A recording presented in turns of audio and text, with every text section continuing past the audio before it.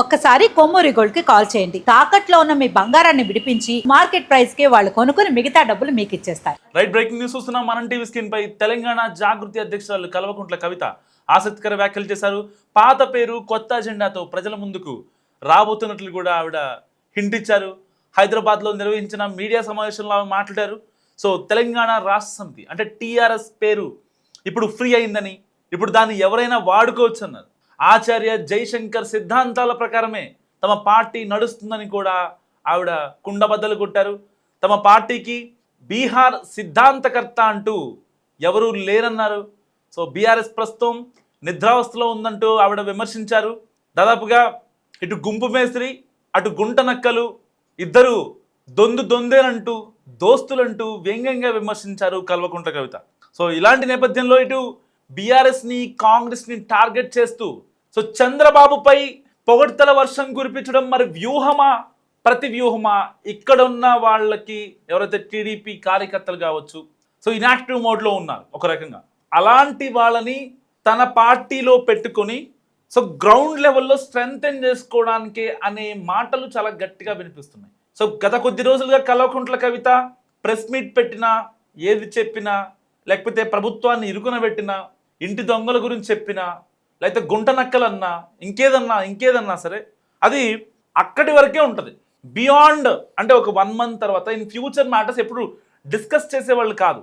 కేవలం current affairs గురించి మాత్రమే మాట్లాడేవారు కవిత.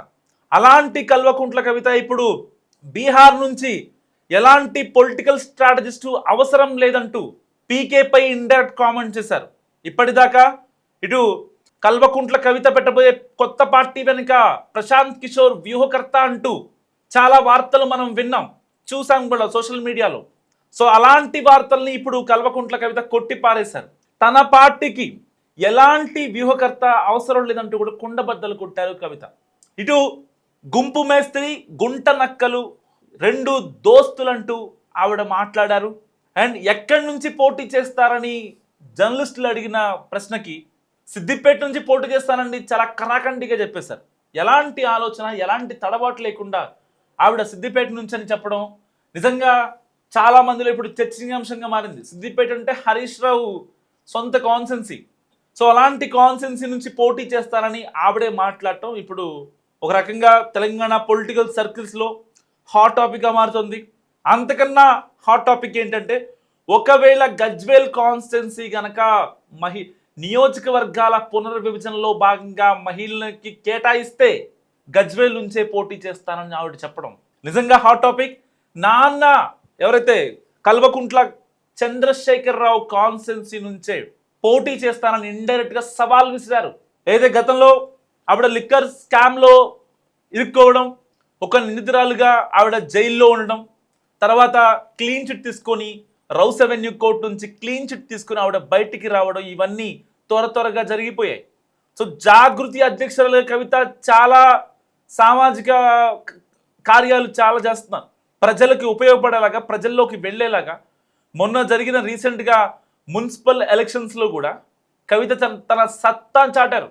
సో అంత మేర మున్సిపాలిటీలు కైవసం చేసుకోకపోయినా సో ప్రభావం ఉంది కవిత పార్టీ ఇది అనే ఇదికి లాక్కొచ్చారు కవిత. సో ఇలాంటి నేపథ్యంలో సరిగ్గా 2.5 ఏళ్ల సమయం ఉంది.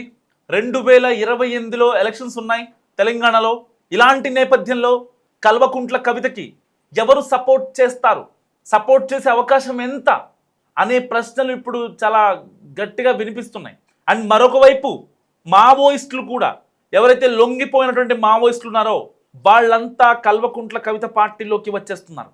సో బేసిక్గా ఖమ్మం, వరంగల్, కరీంనగర్ ఈ పట్టెలో మావోయిస్టుల ప్రాబల్యం ఎక్కువ. దాదాపుగా 4-5 దశాబ్దాల నుంచి మావోయిస్టులు చాలా గట్టిగా ఇంపాక్ట్ చూపిస్తున్న ప్లేస్ ఇది. అలాంటి చోట్ల పార్టీ బలోపేతం చాలా గ్రౌండ్ లెవెల్లో ఉండాలి, రూట్స్ నుంచి రావాలని చెప్పి ఎవరైతే లొంగిపోయినటువంటి మావోయిస్టులు ఉంటారో వాళ్ళతో కలిసి వాళ్ళతో మాట్లాడి, ఎందుకంటే మావోయిస్టు అనేది ఇకపై ఉద్యమం లేదు.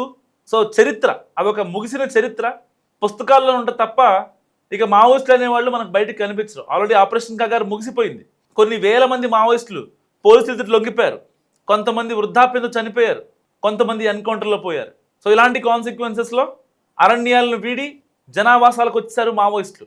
ఎవరైతే లొంగిపోయినటువంటి మొత్తం వాళ్ళ ప్రొఫైల్ కరెక్ట్గా ఉంది అని అనుకున్న మావోయిస్టులు ఎవరైతే ఉన్నారో వాళ్ళందరితో కీలక భేటీ కూడా ఇప్పటికీ నిర్వహించారు కవిత. సో ఇక మిగిలింది పార్టీ పేరు అనౌన్స్ చేయడమే. దానికోసం ఇటు సోషల్ మీడియా కావచ్చు, కార్యకర్తలను కావచ్చు, గట్టిగా పార్టీ ఓపెనింగ్ రోజునే, పార్టీ ఆవిర్భావం రోజునే చాలా పెద్ద బహిరంగ సభ పెట్టి చేరికలపై ఫోకస్ పెడుతున్నారు కవిత. సో ఇలాంటి కీలకమైన నేపథ్యంలో అన్ని పనులు వడివడిగా సాగుతున్నాయి. ఇలాంటి నేపథ్యంలో ఇప్పుడు కల్వకుంట్ల కవిత పెట్టబోయే పార్టీ టీఆర్ఎస్ అని చాలా గట్టిగా వినిపిస్తుంది. ఈవెన్ ఆవిడ నోటే ఆవిడ హింట్ ఇచ్చిన వాస్తవం ఇది, ఎవరో అనుకుంటుంది కాదు. సో ఆల్రెడీ టీఆర్ఎస్ అనేది ఖాళీగా ఉంది, ఎవరైనా వాడుకుంటే తప్పేంటి అని మాట్లాడారు.